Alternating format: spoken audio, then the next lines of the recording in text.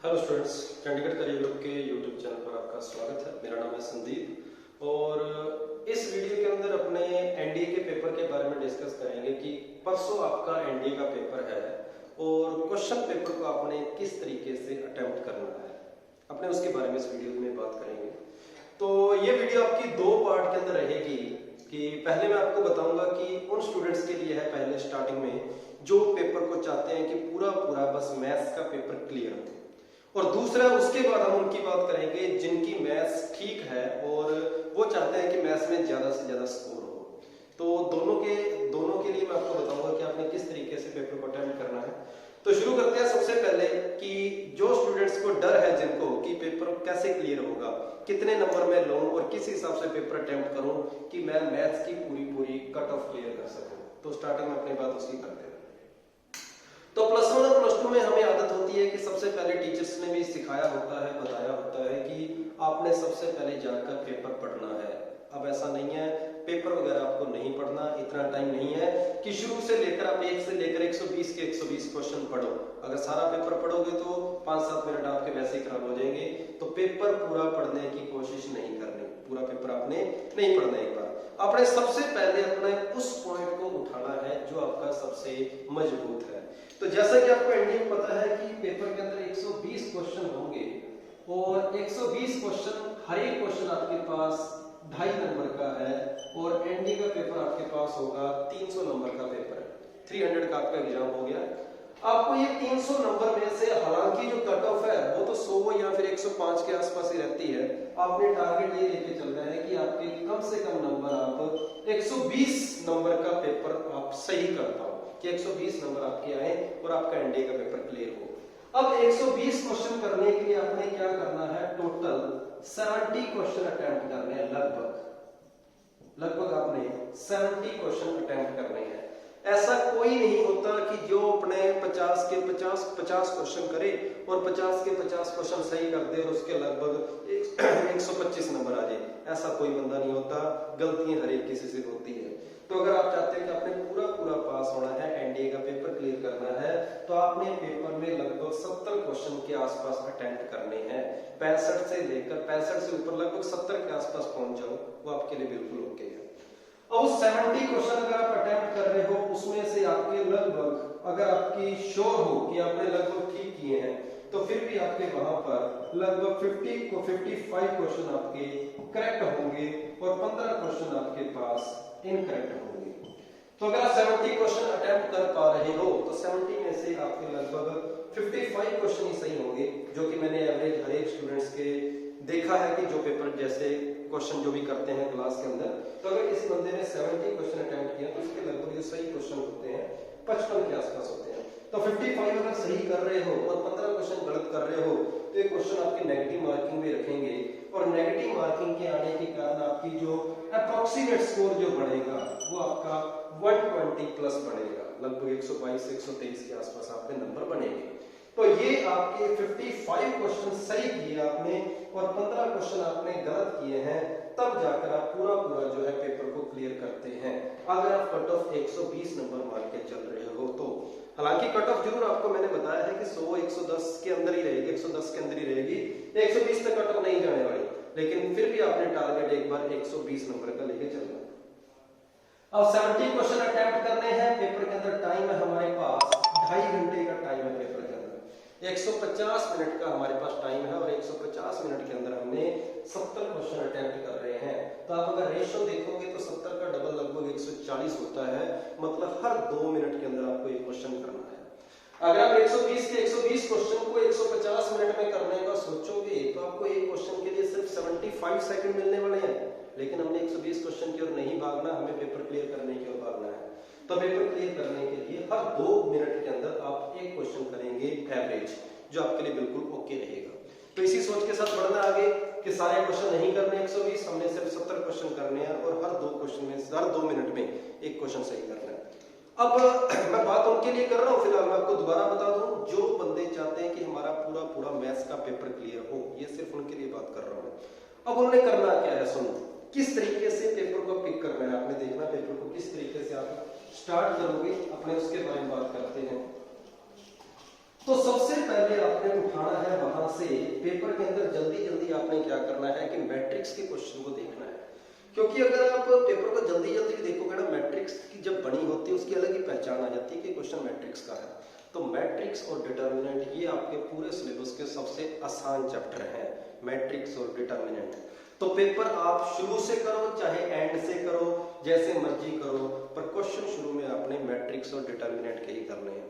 लगभग average 5-6 question matrix के आपको मिलेंगे, 5-1 क्वेश्चन आपको डिटर्मिनेंट के मिलेंगे। तो टोटल आपके पास 10 क्वेश्चन आएंगे मैट्रिक्स और डिटर्मिनेंट को मिला के, और उन 10 क्वेश्चनों में तो कोई गलती होनी नहीं चाहिए। हाँ, हालांकि डिटर्मिनेंट का अगर 1 या 2 क्वेश्चन एलिमेंट्री ऑपरेशन वगैरह के ऊपर आ जाता है तो आप उस क्वेश्चन को थोड़ा मुश्किल क्वेश्चन में मान सकते हो, लेकिन 10 में से कम 7-8 क्वेश्चन मैट्रिक्स और डिटर्मिनेंट के सही होने ही चाहिए, क्योंकि पूरे सिलेबस का ये सबसे आसान चैप्टर है। तो शुरुआत आप करोगे मैट्रिक्स और डिटर्मिनेंट से, मैट्रिक्स एंड डिटर्मिनेंट। आप इस चैप्टर से पेपर की शुरुआत करोगे, मैट्रिक्स और डिटर्मिनेंट। मैट्रिक्स के अंदर क्या पढ़ना है? मैट्रिक्स के अंदर पढ़ना है जो भी प्रॉपर्टीज है, प्रॉपर्टीज के ऊपर डायरेक्ट सीधा सीधा क्वेश्चन आता है बिना टाइम वेस्ट किए। तो सबसे पहले आप कौन सी प्रॉपर्टी पढ़ोगे? ट्रांसपोज की मैट्रिक्स की कौन कौन सी प्रॉपर्टी होती है, और उसके बाद आप पढ़ोगे एडजॉइंट की कौन कौन सी प्रॉपर्टीज है, फिर मैट्रिक्स के इनवर्स की कौन कौन सी प्रॉपर्टीज है, और फिर डिटर्मिनेंट की क्या क्या प्रॉपर्टीज है। आपने ये 4 बातें पढ़नी है। इन प्रॉपर्टीज को करने के बाद आपने डिटर्मिनेंट के अंदर मैंने आपको बताया कि एलिमेंट्री ऑपरेशन का कोई इक्का दुक्का क्वेश्चन आए, वहां थोड़ा सोचना पड़ सकता है, उसकी अगर आपने अच्छे तरीके से प्रैक्टिस करी है तभी होएगा। तो इसलिए मैं एक बार उसको साइड में रखकर आपको बाकी 7-8 क्वेश्चन की बात कर रहा हूं जो आपके पक्के सही होने चाहिए। 7-8 क्वेश्चन आराम से सही होते हैं। तो जो जो प्रॉपर्टीज के ऊपर डायरेक्ट क्वेश्चन आते हैं वो मैंने आपको बता दिया कि सीधा सीधा आपने प्रॉपर्टीज पढ़ना है। उसके बाद मैट्रिक्स का इनवर्स निकालने का। अब मैट्रिक्स का इनवर्स जो है उसमें से पेपर में 2 क्वेश्चन आने ही आने हैं। तो मैट्रिक्स के 2/2 की मैट्रिक्स का इनवर्स निकालना और 3/3 की मैट्रिक्स का इनवर्स निकालना, ये 2 बातें अच्छे तरीके से देख लो। 2/2 की मैट्रिक्स का इनवर्स निकालना हो तो जैसे ये आपको एक मैट्रिक्स दे दी मैंने, कुछ इस तरीके से एक मैट्रिक्स है और इस मैट्रिक्स का अपने को इनवर्स निकालना है। तो 2/2 की मैट्रिक्स का इनवर्स कैसे निकालते हैं? दोनों डायगोनल एलिमेंट को आपस में इंटरचेंज कर दो और बाकी दोनों जो एलिमेंट थे उनके साइन को चेंज कर दो, उनके साइन को चेंज कर दो। ये मैट्रिक्स का डायरेक्ट एडजॉइंट आ गया, और एडजॉइंट के बाद इसका डिटर्मिनेंट बनेगा 8 में से 3 गया 5, इसको 5 से डिवाइड कर दो, ये आपके पास मैट्रिक्स का इनवर्स आ गया। तो 2/2 का मैट्रिक्स का इनवर्स कैसे निकालते हैं वो मैंने आपको बता दिया, और 3/3 की मैट्रिक्स का इनवर्स कैसे निकालते हैं उसके लिए भी एक शॉर्टकट होता है जो कि आपको क्लास के अंदर बताया गया है। और अगर किसी को नहीं भी याद तो अपने इसी YouTube चैनल पर इनवर्स इसके अपने चैनल के अंदर देख लेना, आपको शॉर्टकट मिल जाएगा इसका कि मैट्रिक्स का इनवर्स निकालने का शॉर्टकट क्या है।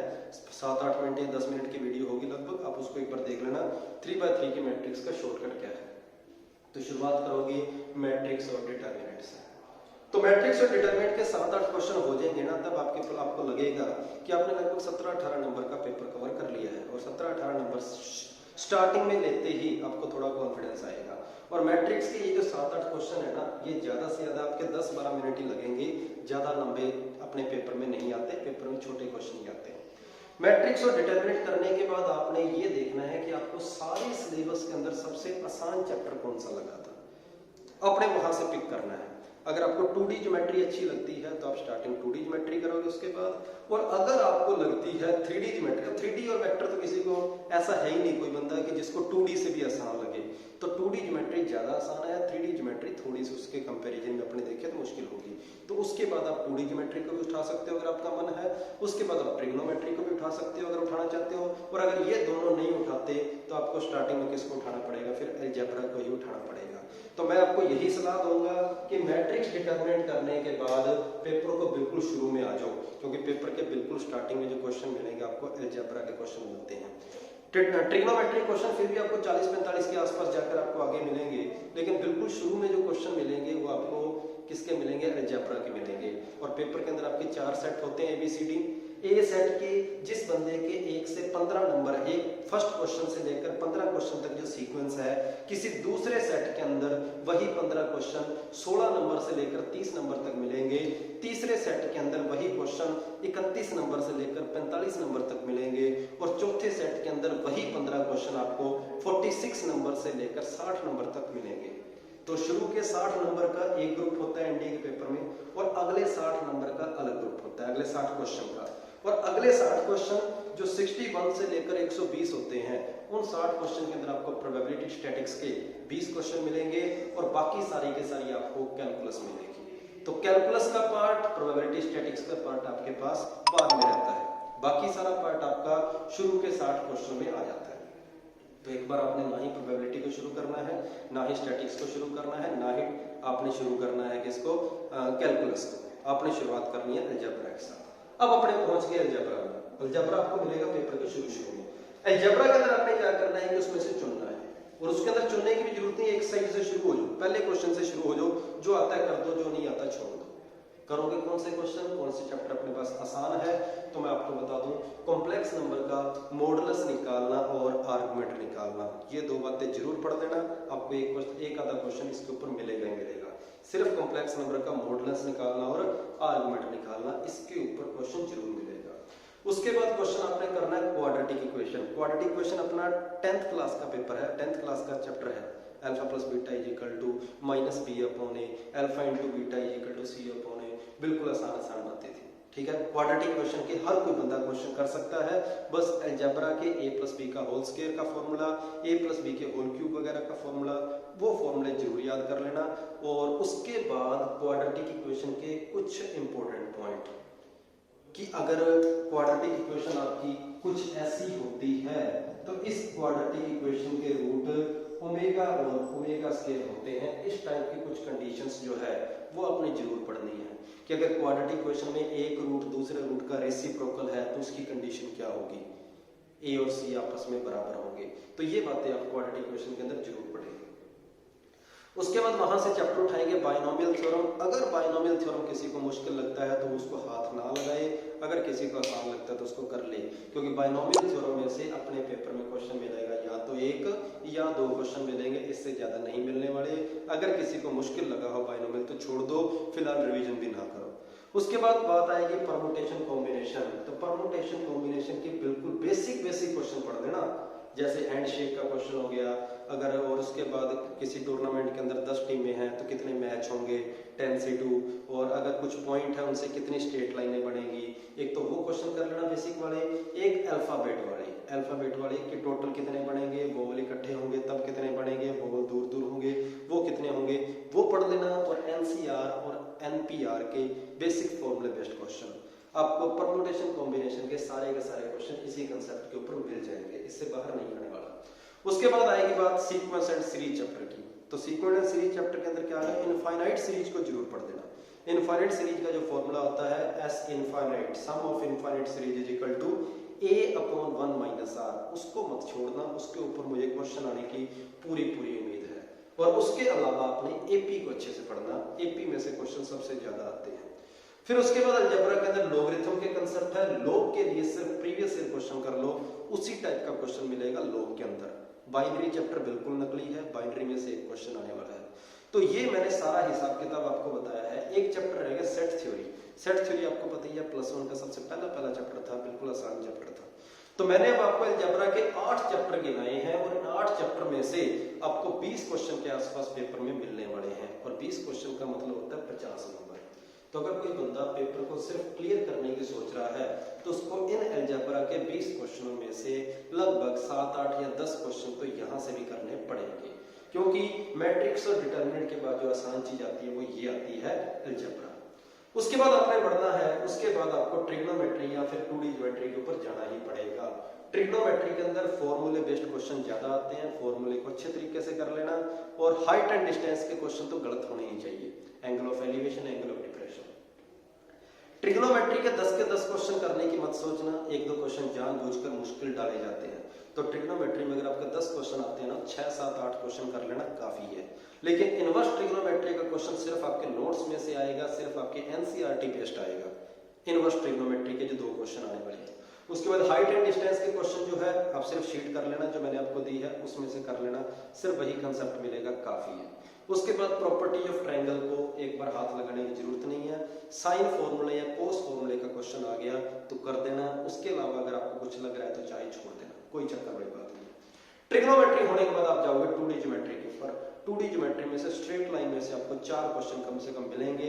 तो स्ट्रेट लाइन वाला कंसेप्ट अच्छे तरीके से पढ़ लेना कि स्ट्रेट लाइन में कौन कौन से आपके टाइप होते हैं, कैसे कैसे लाइन बनती है, और उसके बाद स्ट्रेट लाइन में पैरेलल लाइन का कंसेप्ट क्या है, एंगल का कंसेप्ट क्या है, परपेंडिकुलर डिस्टेंस का कंसेप्ट क्या है, वो कर लेना।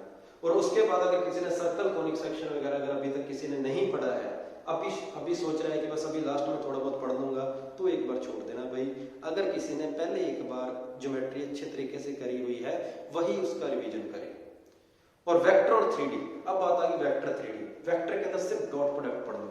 वेक्टर के अंदर अगर आपको 6 क्वेश्चन मिलेंगे तो कम से कम 3-4 क्वेश्चन आपको वेक्टर के अंदर सिर्फ डॉट प्रोडक्ट के ऊपर मिल जाएंगे। तो डॉट प्रोडक्ट की टोटल मैंने आपको नोट्स के अंदर 10 प्रॉपर्टी करवाई है, बस वो 10 प्रॉपर्टी पढ़ लो। उसके अलावा एक बार वेक्टर में कुछ ना करो, 3 क्वेश्चन आप कर लोगे। तो जब आप इतना कुछ करोगे ना, अभी जितने मैंने आपको क्वेश्चन करने को बताया है, तो अभी प्रोबेबिलिटी, स्टैटिक्स और कैलकुलस को छोड़कर हमारे पास लगभग 60 से 70 क्वेश्चन हो गए हैं। और उसमें से आपको लगभग 35-40 क्वेश्चन, 40 क्वेश्चन के आसपास आपको अटेम्प्ट करने चाहिए। यहां तक जितना मैंने आपको बताया है 35 से 40 क्वेश्चन। उसके बाद अब आ गया अगला हाफ, आ गया पेपर का अगला हाफ, मतलब कैलकुलस, जिसके अंदर डिफरेंशिएशन, इंटीग्रेशन सारा आएगा, प्रोबेबिलिटी और स्टैटिक्स आएगा। अब आपने बारी शुरुआत करनी है प्रोबेबिलिटी और स्टैटिक्स की। ये 2 चैप्टर ऐसे हैं, अगर किसी नहीं करे तो भाई पेपर में 2 दिन पड़े हैं, एक दिन कल का दिन पूरा है, आज की रात पूरी पड़ी है। इन 2 चैप्टर को अच्छे तरीके से पढ़ लो। इन दोनों चैप्टर में से 20 क्वेश्चन आपको पेपर में मिलने ही वाले हैं। और ये 20 क्वेश्चन ऐसे हैं कि 15 से ज्यादा क्वेश्चन सही होते हैं अगर आपको ये 2 कंसेप्ट अच्छे से हो। तो अगर किसी ने ये 2 चैप्टर नहीं भी किए, थोड़ा बहुत रह रहा है, तो भाई नीचे कमेंट कर लेना, ठीक है, थोड़ा सा बता देना। किसी के पास अगर लिंक वगैरह नहीं है तो मैं आपको सारे के सारे चैप्टर के लिंक दे दूंगा। पूरे प्रोबेबिलिटी चैप्टर का भी मिल जाएगा और पूरा आपको स्टैटिक्स चैप्टर का भी पूरे का लिंक आपको मिल जाएगा। तो आप इस वीडियो के नीचे कमेंट कर देना जिसको चाहिए। उसके बाद प्रोबेबिलिटी, स्टैटिक्स के अभी भी आपको बार बार कंसेप्ट रिवाइज करने चाहिए, चाहे जितना मर्जी अच्छे तरीके से आपको आता है। तो अब आपके पास क्वेश्चन होते हैं लगभग 55 के आसपास, 55 के आसपास क्वेश्चन आपके हो गए हैं। फिर बिल्कुल लास्ट में आप जाओगे उसकी ओर, कैलकुलस की ओर। कैलकुलस के अंदर जो आता है सिर्फ उतना करना, उसके अलावा किसी के तुक्का मारने का काम नहीं करना, क्योंकि कैलकुलस बहुत अच्छे कंसेप्ट के क्वेश्चन आपके पेपर में पूछे जा सकते हैं। रट्टे वाले क्वेश्चन आपके पेपर में कम आते हैं। तो डिफरेंशिएशन डायरेक्ट कैसे करते हैं, डिफरेंशिएशन के डायरेक्ट फॉर्मूला बेस्ड क्वेश्चन कर लेना। और इंटीग्रेशन में आप इंटीग्रेशन बाय सब्स्टिट्यूशन को अच्छे तरीके से कर लेना। इंटीग्रेशन के अंदर सिर्फ इंटीग्रेशन बाय सब्स्टिट्यूशन को अच्छे तरीके से कर लो। डिफरेंशिएशन के अंदर आप इंक्रीजिंग और डिक्रीजिंग का कंसेप्ट जो है वो अच्छे तरीके से कर लेना सिर्फ।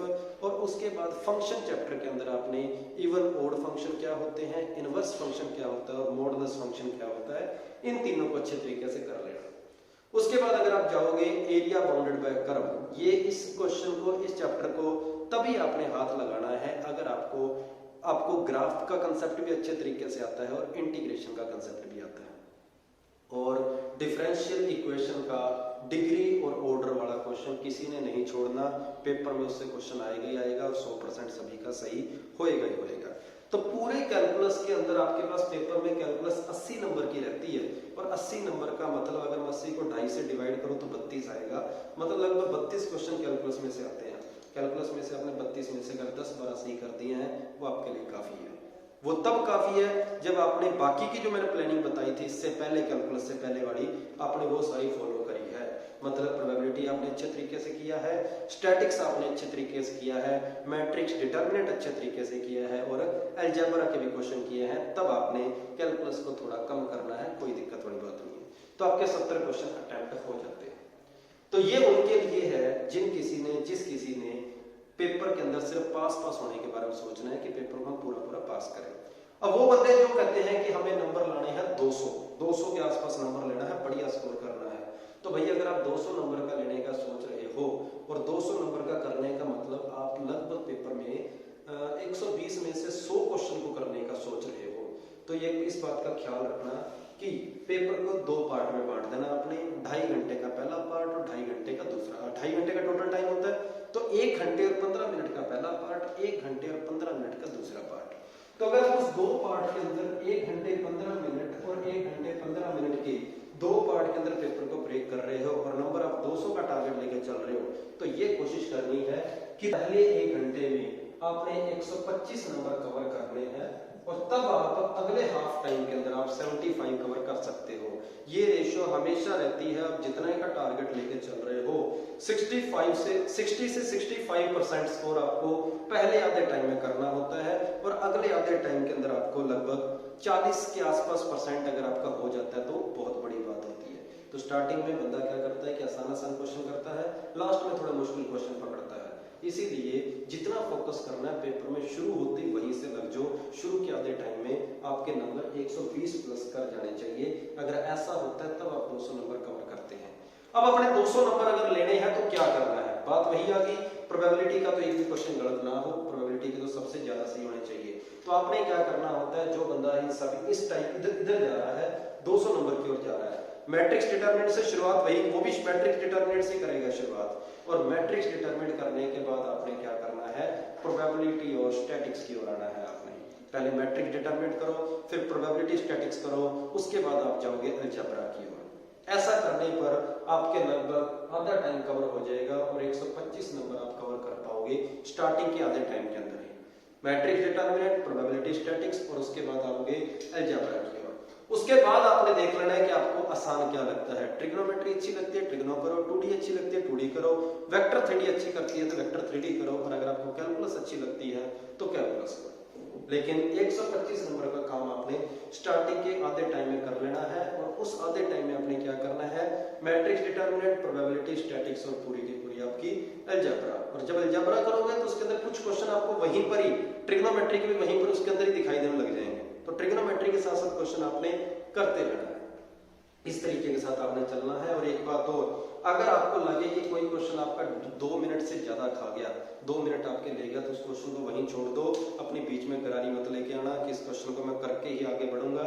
ये काम पेपर के बाद कर लेना जब पेपर खत्म हो जाए। पेपर के बीच में ऐसी सोच मत आने देना कि इस क्वेश्चन ऐसे कैसे हो गया, कि क्वेश्चन मेरे से नहीं हो रहा, ये क्वेश्चन तो मैंने घर पे किया था, अब क्यों नहीं हो रहा। ये ना, जो हो गया छोड़ दो उसको, जो नहीं हुआ छोड़ दो उसको, ठीक है। उसको बाद में जाके सोल्व कर लेना आराम से, अगर टाइम खराब करना हो। लेकिन पेपर के अंदर इस सोच के साथ नहीं बढ़ना कि किसी क्वेश्चन को पकड़ के बैठ जाओ। अगर लगे कोई क्वेश्चन 2 मिनट खराब कर गया और अभी भी लग रहा है कि 1-2 मिनट और खा सकता है, उसको छोड़ दो, इतना टाइम अपने पास नहीं है। तो पता लग गया होगा आपको क्या करना है, कैसे करना है। उम्मीद है आपको समझ आया होगा। तो इसी सोच के साथ अब आगे बढ़ेंगे और परसों फिर पेपर के बाद मिलेंगे। अपने पेपर के बाद पेपर डिस्कस करेंगे पूरा। पहले आंसर की आपको पूरी मिल जाएगी एक वीडियो के अंदर और आंसर की के बाद मैं आपको पूरा का पेपर डिस्कस करवाऊंगा। तो ऑल द बेस्ट सभी को एग्जाम के लिए। अभी भी किसी को अगर कोई डाउट हो तो व्हाट्सएप नंबर भी मेरा नीचे दिए ही होगा, आप उसके ऊपर डायरेक्ट कांटेक्ट कर लेना। और उसके अलावा अगर कुछ भी हो आप कमेंट के अंदर भी लिख के बता सकते हैं। थैंक यू सभी को। जय हिंद, ऑल द बेस्ट।